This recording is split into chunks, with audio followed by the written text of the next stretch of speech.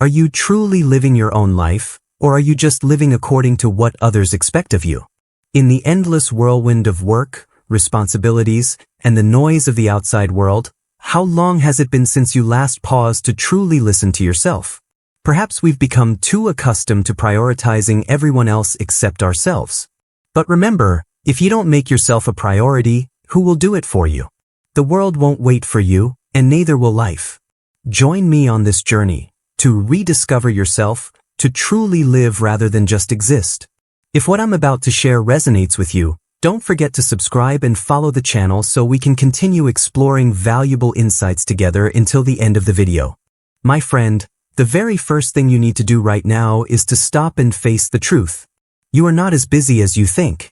You are simply being distracted. Your life is being shredded into tiny pieces by countless unimportant things you've unconsciously allowed to consume you every single day. You don't control your own time because your attention is no longer yours. Do you know what's most frightening? It's that you think you're living a life you control, when in reality, you're living the life others expect you to live. You're doing what society tells you is the right thing to do, you're chasing standards praised by the masses, and you're throwing yourself into the expectations others have placed on you. And just like that, day after day you're busy, but you're not truly moving forward. You're working hard, but you don't even know what you're building for yourself. You're draining yourself to complete endless to-do lists that, in the end, only leave you more exhausted and empty. We are living in an era where people mistakenly believe that being always available and always busy is the definition of success. But the truth is, if you never stop to ask yourself, what do I truly want? You will forever live according to someone else's script. And believe me, one day, just like Gabriel, you will pay the price for neglecting yourself. Stoicism teaches us one essential truth. Happiness does not come from controlling others or from being validated by them. Happiness comes from mastering yourself. When you can manage your own thoughts, emotions, and time, you are truly free. Marcus Aurelius once wrote, "You have power over your mind, not outside events. Realize this and you will find strength. Your time is limited. Don't waste it living someone else's life." That message is not just from a philosopher thousands of years ago. It's for you, right now. Have you ever felt exhausted from constantly saying yes to endless requests? Have you ever felt disappointed when people only come to you when they need something, but rarely care to ask if you're okay? That's not their fault. That's because you haven't prioritized yourself. If you always say yes, people will naturally assume you're always available, always busy for them, but invisible in your own life. What I want you to understand is that you don't have to become selfish to put yourself first. Prioritizing yourself does not mean turning your back on the world. On the contrary, when you become the best version of yourself, you will offer more valuable things to others, and you will help in healthier ways, without losing yourself in the process. The problem is not that you don't have time. The problem is that you don't spend that time on yourself. You can either continue living the same way, letting others design your life, or you can stand up and start taking control, one choice at a time. And that, my friend, begins with learning to say no. A simple word, yet powerful enough to start a real change. Have you ever wondered why you always feel busy but never seem to truly move forward? It's like running on a treadmill. You sweat, you burn energy, but in the end, you're still standing in the same place. This isn't happening because you lack ability or discipline. It's happening because you're carrying too much mental clutter, excess information, irrelevant concerns, invisible pressures from things you never even chose to carry. We often let others steer the ship of our lives. Sensational news, pointless arguments, endless complaints from the people around us. They sneak into our minds bit by bit, day by day, until they completely fill the valuable mental space that should have been reserved for your own dreams. What you may not realize is that every time you spend 15 minutes scrolling on social media, you're not just losing 15 minutes. You're losing a part of your mental energy. You're giving away your attention, your most valuable asset, to things that don't bring you any closer to the life you want. And then you wonder why you can't seem to start that important project, why you always feel unmotivated, why you easily postpone things to tomorrow. Maybe the problem isn't you. Maybe the problem lies in what you're allowing to occupy your mind every day. Imagine cleaning a cluttered desk covered in unnecessary items. When the desk is cleared, you instantly feel relieved. You know what to do next. Your mind is the same. It needs space to breathe, to focus, to create. But to achieve that, you must consciously remove the things that are silently stealing your mental peace. Not every piece of news needs your attention. Not every argument needs your participation. And certainly, not everyone around you deserves your attention. This is not a call to become indifferent to the world. This is a reminder to carefully choose what you allow into your mind. You cannot build a meaningful life without a clear and resilient mind. Learn to turn your back on the noise. Learn to stay silent in the face of irrelevant things. Learn to protect your mental energy by saying no to what is unimportant. You can start with very small steps. Instead of checking social media first thing in the morning, reserve 10 minutes for silence. Read a few pages of a book, write a few lines in your journal, or simply sit with yourself.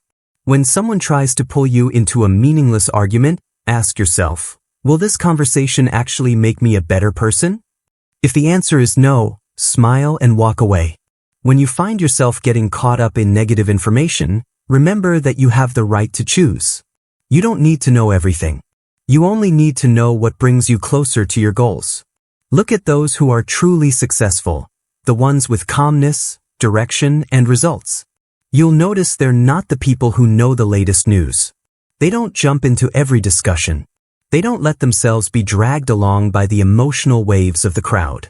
They are selective. They intentionally protect their mental space. They understand that in order to create real value, they need a clear mind and a heart that isn't cluttered by trivial things. And you can do the same. You can reset the way you live.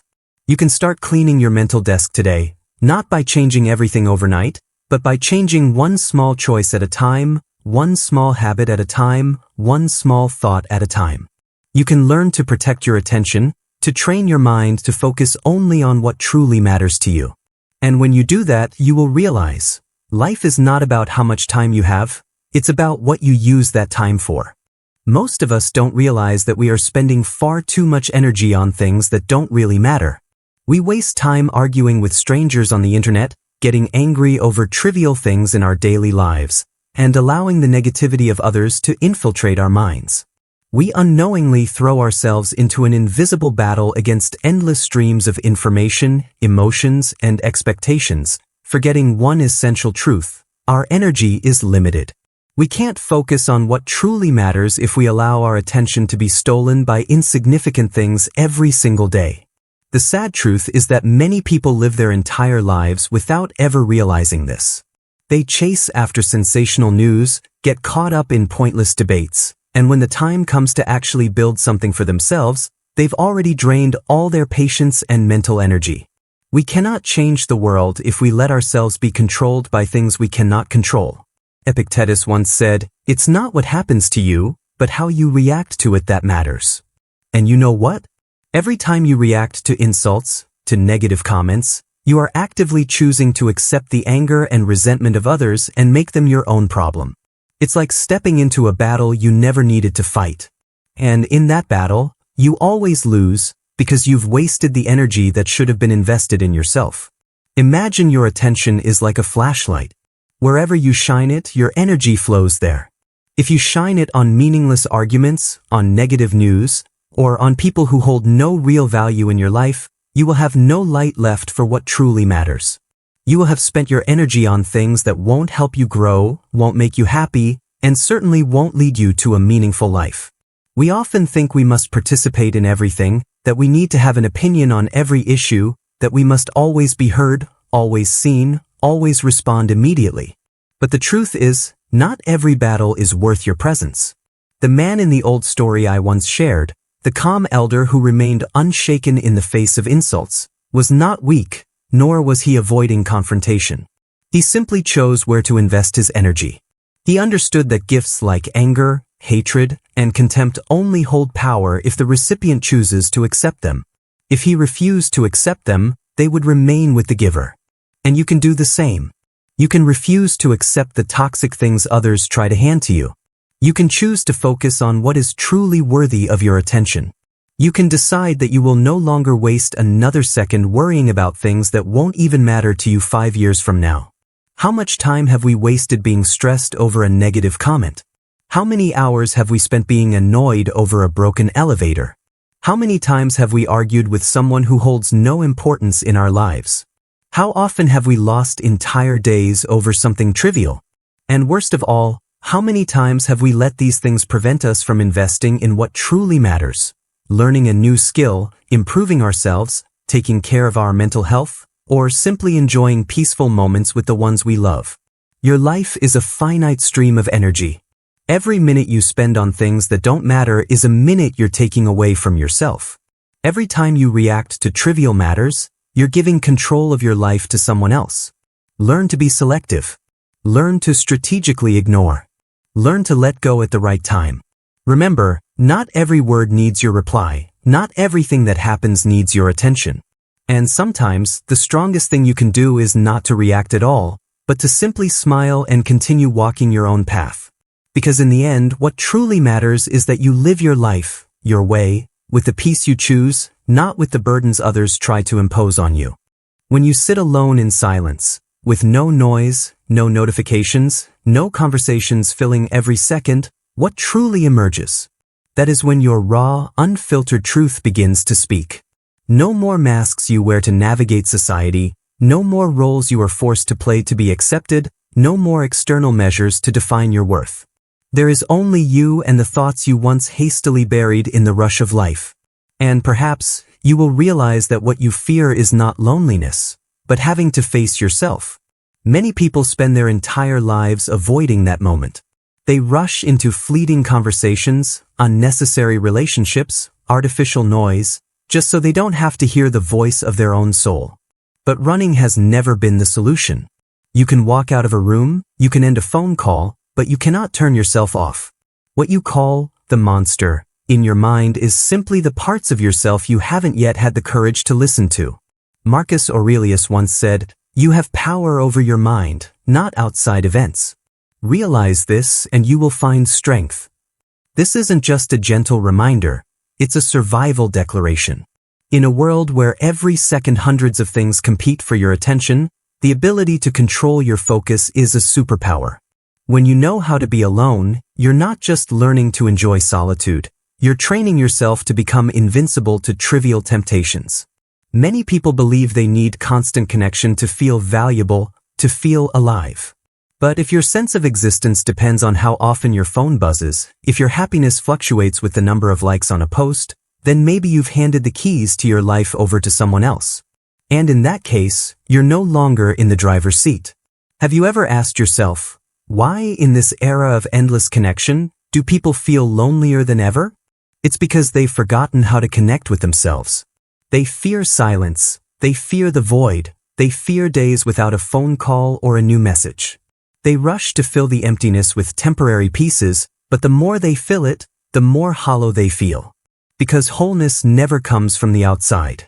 Think about this. If you don't like yourself, why would you expect others to like you? If you can't sit alone peacefully in a room, how can you expect someone else to want to walk through life with you? Learning to be alone isn't about disconnecting from the world. It's about reconnecting with your true self. It's where you find clarity, autonomy, and most importantly, freedom. We often get swept up in a race without knowing what we're racing for. We accept invitations, reply to messages, agree to requests, as if missing out would cost us something crucial. But the most important opportunity is the one you offer to yourself. You can't grow if you always put yourself at the bottom of your priority list. You can't achieve excellence if your mind is constantly fragmented by trivialities. Start with the smallest things. A morning without touching your phone. An afternoon sitting in the park, simply observing without the urge to document it. A meal enjoyed fully in your own company. These moments may confuse you, they may even make you uncomfortable, but it's within that discomfort that you truly meet yourself again. And remember, this is not an easy journey. Sometimes you will feel as though you're missing out on something. But the truth is, you're only missing out on temporary distractions while you're finding something far more valuable, inner peace and the ability to own your life. When you genuinely cherish solitude, You will realize you no longer fear losing anyone. Because the one person you can never afford to lose is yourself.